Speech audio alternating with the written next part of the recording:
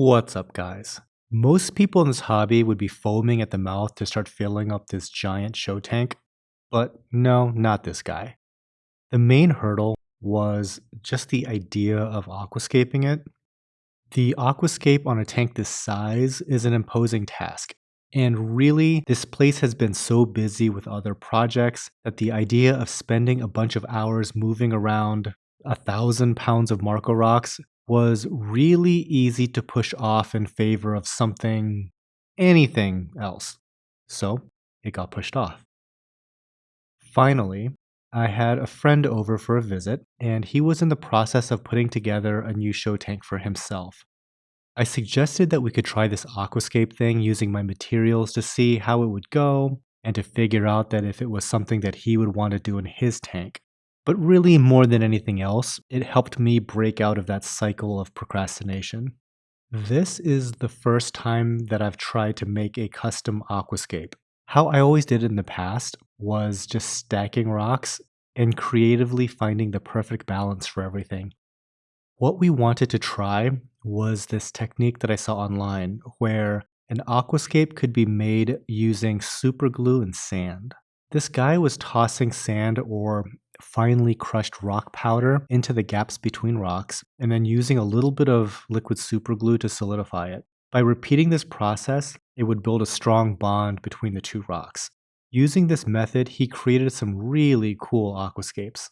My first thought was that this would be a major pain, but boy was I wrong. This is awesome. So first off, we made a little cardboard sandbox to play in, and we started using this liquid super glue and some crushed coral that we just had laying about. You throw a little bit of the substrate into the gaps, and then douse it with a shot of glue. Before we get too much further, quick safety PSA. Make sure you get some good gloves because the chances of getting glue on your hands during this is practically a certainty. We were using some thin nitrile gloves that, we use just around and working with corals, but this isn't what you need. They're too thin, so if you get glue on them, they're going to stick to the rocks and rip, leaving this tiny little plastic patch in your aquascape. What you really want are some thicker nitrile work gloves like this. I'll put an affiliate link in the description below. So that's the first safety PSA. Wear good gloves. The other safety concern is air movement.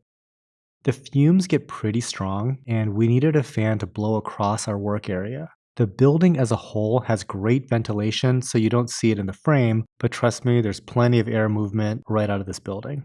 If you're working in a tight space, make sure you have plenty of ventilation, because this glue will stink up your whole room real fast. Okay, PSA over. Next up, we tried something that chat suggested during a live stream, and that was using baking soda rather than sand.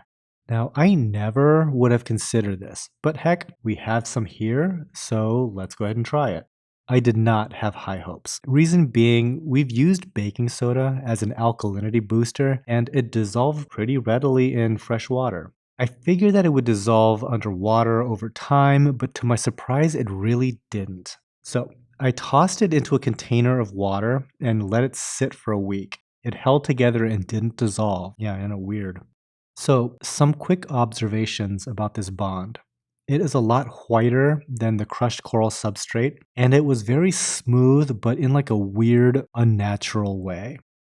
I personally wouldn't go with baking soda as the primary substrate to make the bond because honestly, I don't really love the look of it. And who knows, maybe long term what it might be doing chemically in there. Kind of a tough call. But maybe if you have a substrate that is slightly darker than the Barco rocks and you wanted to lighten the appearance, then you could do a mix of the baking soda and the substrate, and perhaps that might be an option.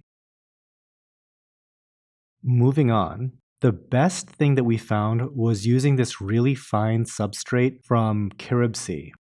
A classmate of mine from business school a million years ago was setting up his tank and had a few extra bags left over that he just gifted me. So, quick shout out to Jake. Thanks, dude. This sand happened to work perfectly for this application. It's the right texture, the right color, and it's convenient anytime I need more. It's perfect. So now that we found our substrate of choice, we got going on designing pieces just for practice. So a big concern of mine was the strength of this bond. In the videos that I saw of people online doing this method, they were always using really small pieces of rock, and a lot of our rocks are pretty heavy and chunky in comparison. We even tried to break down larger pieces of Marco Rock's Reef Saver with like a hammer and chisel, but even then, for really big aquariums, the Aquascape can only be so thin and wiry. At some point, you're gonna have some bigger pieces. I did not know what to expect with how strong the bond would be, but as a pleasant surprise, the glue was much stronger than I thought was possible.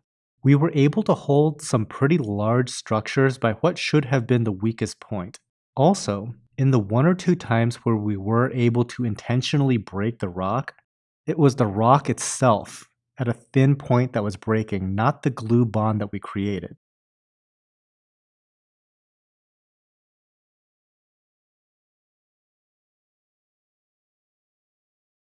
There is one other thing that we might be doing before these structures are done, so to speak. Marco Rocks makes a mortar that you can mix in small batches, and from everything that I've heard, it makes a very strong bond. The only issue with it is that it takes a day or so to cure, while the superglue method is pretty much instant. So perhaps a combination of the two might be the best option. You can create the overall rock shape with the glue method, and then reinforce it with the mortar and let it set overnight. You might be wondering, if it's so easy to make these elaborate aquascapes, why aren't we done with our show tank? Where's the finished aquascape? It's a good question. This time it was not procrastination, it was the glue. Somehow, the world is sold out of the glue that we need. I initially purchased this glue from Amazon in these 8-ounce containers. It is the Glue Master brand of thin, quote unquote, thin cyanocrylate superglue. I only purchased 2 bottles of this just in case it didn't work for one reason or another. So, 2 bottles, 8 ounces, the 16 ounces total was enough to make a pretty decent sized aquascape. We made this big ring, as well as this rather complicated structure incorporating multiple rings and arches. We also went very heavy on our glue usage to make sure that everything was strong. We definitely didn't try to skimp. When we went to reorder that glue, it was sold out on both Amazon as well as Glue Master's website. They had this other brand called Gravix, which they also sell a quote unquote thin superglue. These guys, though, included a CPS rating, this one being 05. More on this in a second. This brand's thin and Glue Master's thin are pretty different. The Glue Master's thin is very watery, while this one is kind of like warm honey in consistency and would just rest on top of the sand. It wouldn't soak into the sand at all. So we really couldn't use it for this aquascape. No worry there, we'll just use it for frags or something. All 32 ounces that I bought. But whatever. Oh, by the way, fun fact. You cannot return these things on Amazon because of some kind of flammability issue. So yeah, I need to find 32 ounces of frags to glue. Great. But whatever. I then learned a thing or two about CPS viscosity ratings. 0 is the viscosity of water, and it goes up from there. So it turns out that 5 is just a little bit too thick for what we're trying to do here. We were able to find another company's glue that had a CPS rating of 2, and hopefully that one will work out a lot better. So long story short, we've had some trouble finding the right glue for the job. In the description, I will include affiliate links, so maybe by the time that you guys are shopping for glue, they'll be back in stock. So check back occasionally. This whole project got me thinking that this could totally be a trend that local fish stores start offering custom aquascape fabrication services. From my live stream, I heard that this type of aquascaping construction was pretty popular in places like Korea and Germany, and that a lot of stores offer it as a premium service.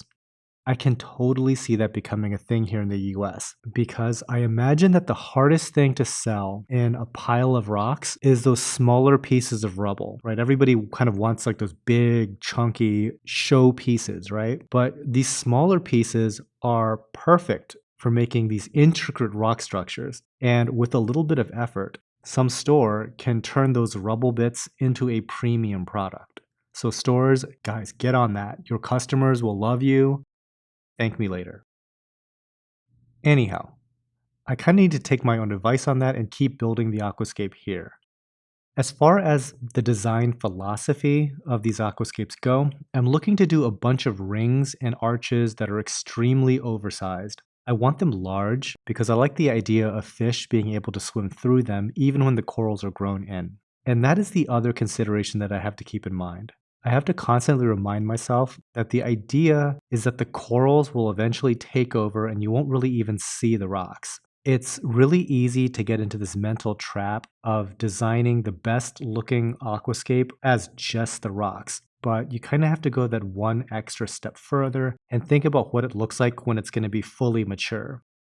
The rock structure is just supposed to act as a framework for the corals to give them the best chance to grow healthy and happy. With that in mind, I wanted to provide a lot of open space and even remote mounting points, kind of like antlers coming off of the rock, to keep them away from one another and to allow for circulation as those corals grow in.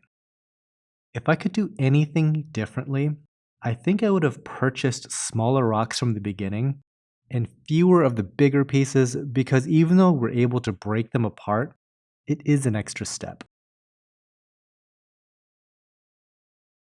Okay guys, that's what we've got going on with the aquascape. Once we're happy building up the structures, I plan to soak them in RO for a few days and then introduce them into the show tanks. Hopefully the next time you see our setup here, we will have the foundation of our SPS system all done. Please consider subscribing if you haven't already, and until next time, happy reefing.